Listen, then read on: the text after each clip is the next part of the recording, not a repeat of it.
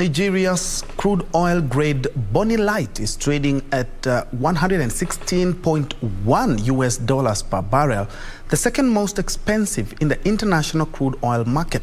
Nigeria's crude oil price is only trading below Saudi's Saharan blend oil, which is at $118.50 per barrel. Here are the details of this and other stories in our African continent.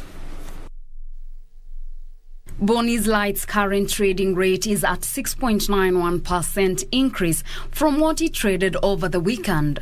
The international benchmark price, Brent, is at $113.66 per barrel, while the United States West Texas Intermediate is at $110.5 a barrel.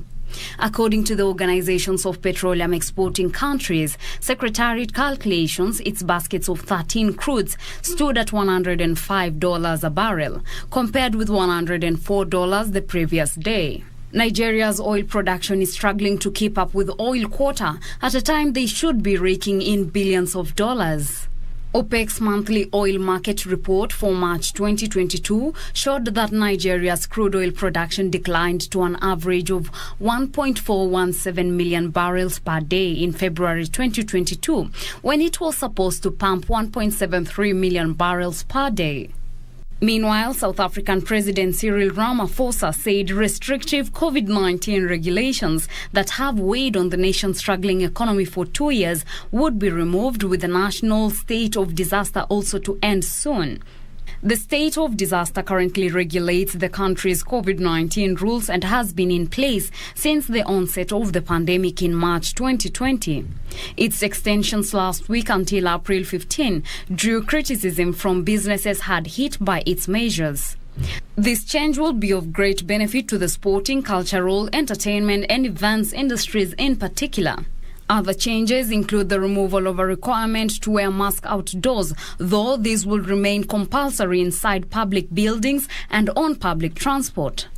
Business people, scientists and campaign groups were among those to criticize the extension of the national state of disaster. Some argued it was not necessary given infection rates were currently relatively low and past restrictions had not prevented COVID-19 spread. Finally, Rwanda's economy is projected to grow 7.2% this year, as the war in Ukraine is likely to raise inflation by increasing the prices of cereals like wheat.